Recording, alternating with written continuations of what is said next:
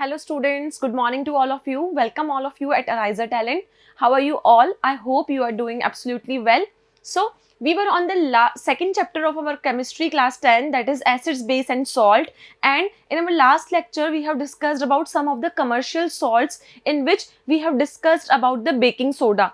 We have discussed about the baking soda, its application as a soda acid fire extinguisher, which is very important. Now in our today's lecture, we are left with only two type of the commercial salts, that is bleaching powder and plaster of Paris. So firstly, we are going to discuss about the bleaching powder.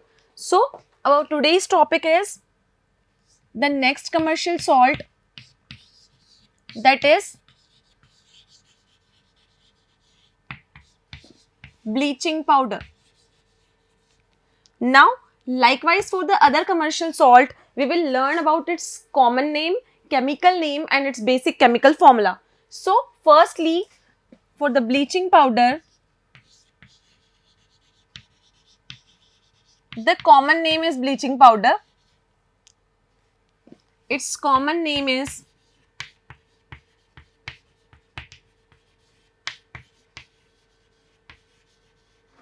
bleaching powder. Secondly, its commercial name is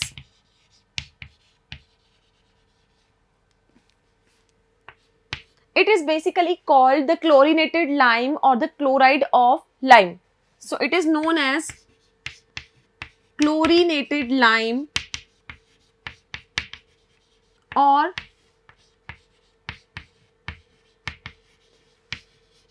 chloride of lime. So it is its basic commercial name, that is it is called chlorinated lime or chloride of lime. So it will be its commercial name.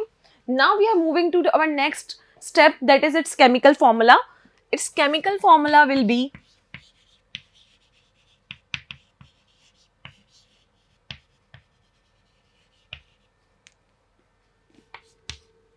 Ca, that is calcium, and it will be OCl and Cl. So this will be the general structural basic formula about the bleaching powder. Now we are on our next step, that how bleaching powder will be prepared. So we will learn about the process of the formation of bleaching powder. So our second step will be process of formation.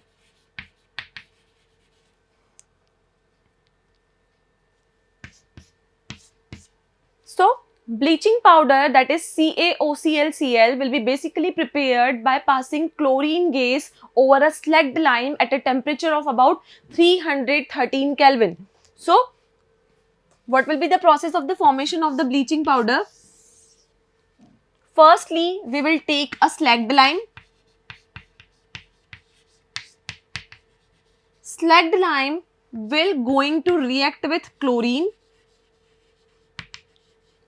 at a temperature of about 313 Kelvin, and slacked lime while reacting with chlorine converts into the bleaching powder. So this will be the step in the formation of bleaching powder. So now we will learn about the reaction form of the formation of the bleaching powder. So our reaction steps will be, firstly slacked lime. Slacked lime is CaOH whole twice. This is going to react with chlorine gas at the temperature of about 313 Kelvin. Now what we will get in the product side, we will get CaOClCl. So this will be the general basic formula for the bleaching powder.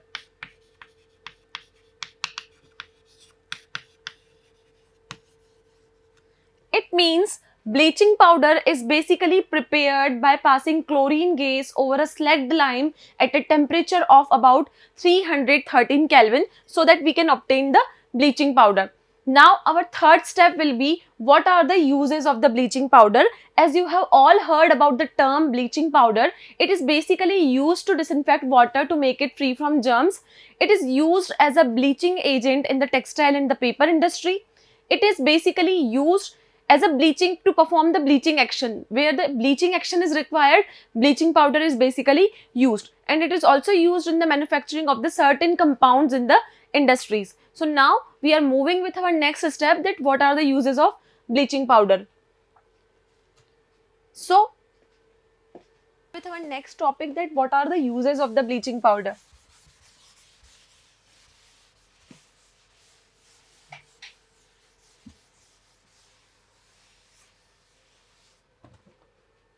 So our next topic is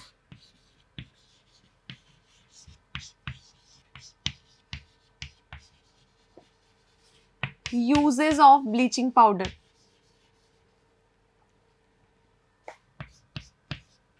So the first use of the bleaching powder will be basically in the disinfection of the water. It means to make the water free from the germs. So its first application will be in disinfection of water. Second application will be used as a bleaching agent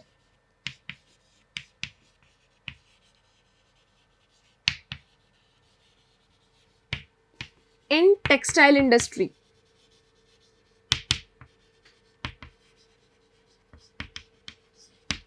Third process or the third use of the bleaching powder will be in the production or the formation of chloroform.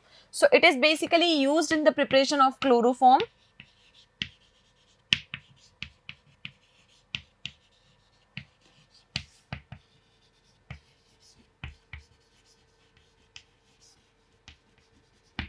The fourth application of the bleaching powder is that it is used to make wool shrink proof. So wool is made shrink proof by the action of bleaching powder.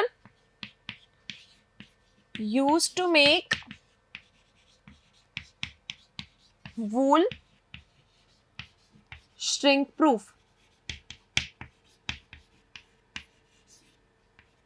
So these are the basic uses of the bleaching powder in our day-to-day life.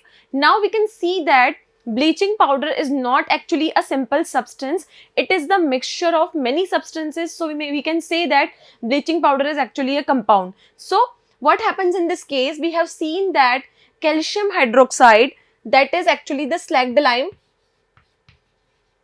This is slacked lime. When passed through chlorine,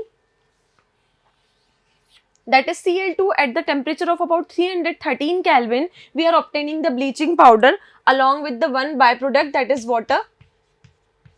So we can say that bleaching powder is not actually a substance. It is a mixture of the substances, or it may be a mixture of compounds. So a general note about the bleaching powder is that it may be a note that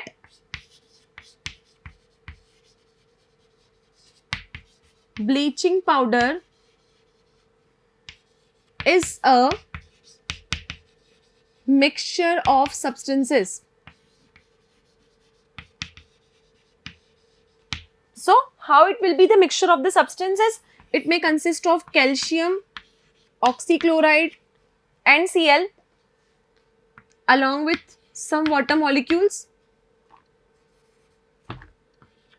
or we can say that it is a mixture of calcium chloride, calcium hydroxide along with water. So we can see here the bleaching powder is basically a mixture of many compounds.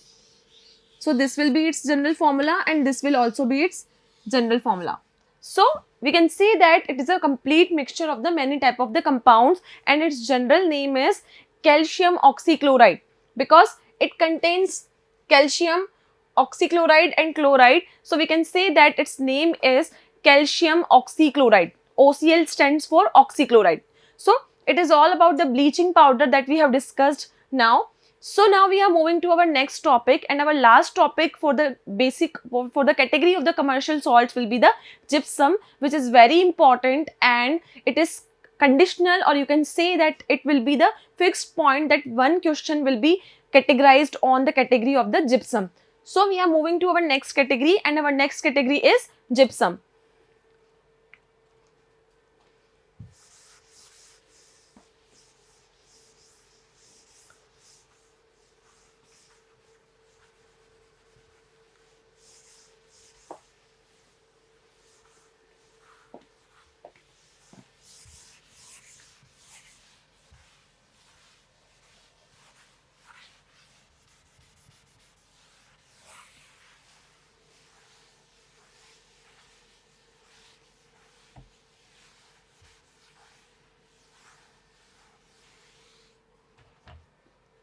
So our next topic will be gypsum. So the category of the commercial salt, the last category will be the gypsum or plaster of Paris. So this is the compound that is plaster of Paris.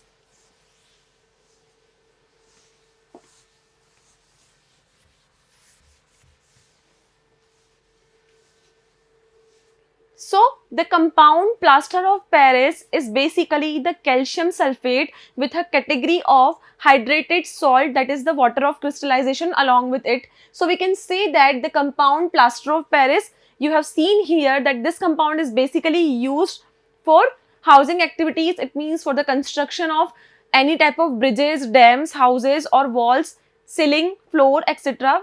This has a variety of application in our day-to-day life. So the plaster of Paris will having a general formula that is equal to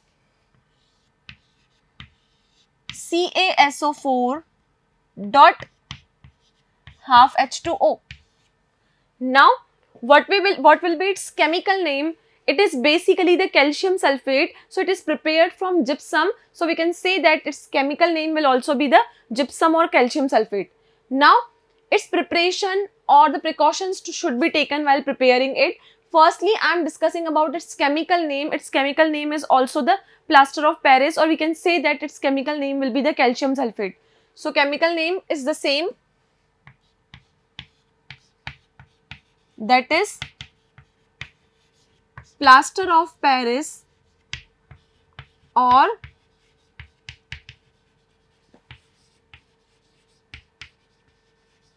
calcium sulfate.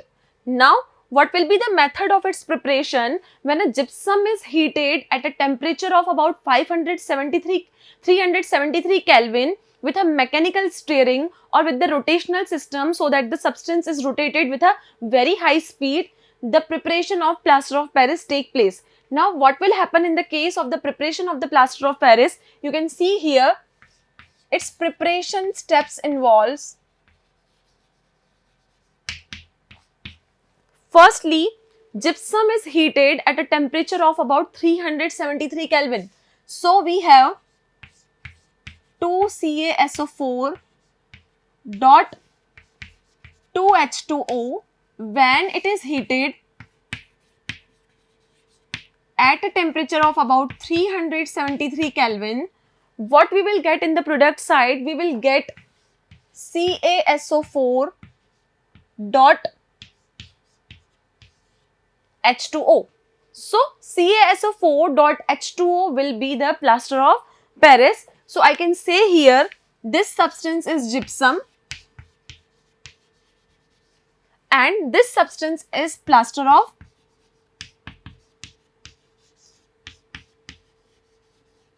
Paris.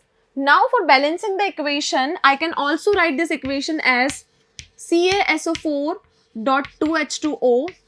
When heated at 373 Kelvin, we will get CaSO4 dot half H2O plus 3/2 H2O.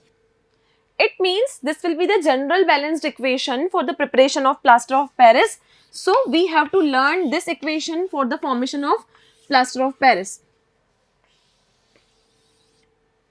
Now this is our gypsum, and on heating the gypsum at 373 Kelvin, what we are obtaining in the product side, we will get the compound that is plaster of Paris.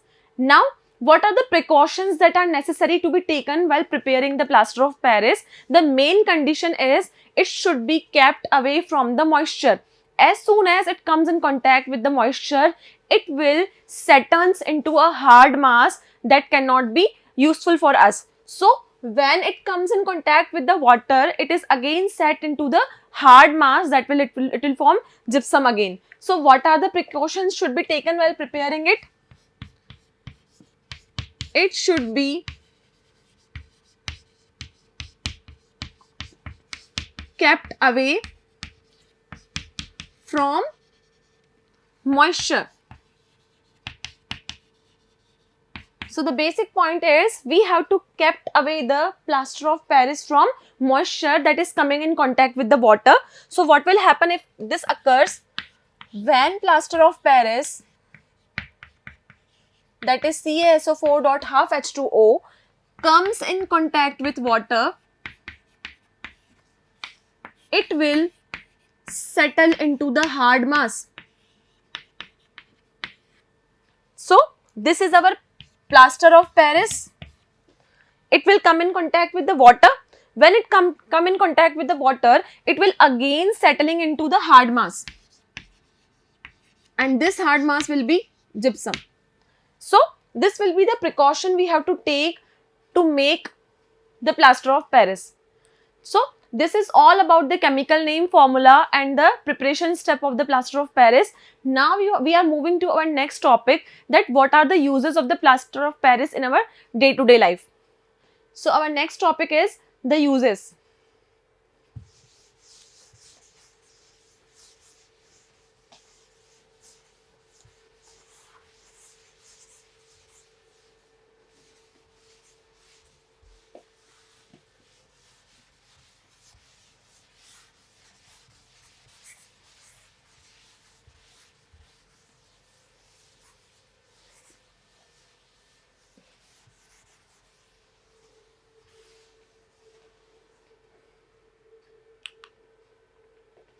Firstly, we can discuss about the physical properties for the plaster of the Paris. So you can see here, it is a white crystalline solid, but when it reacts with water, the following reaction occurs. The following reaction was that it comes in contact with water to set into the hard mass.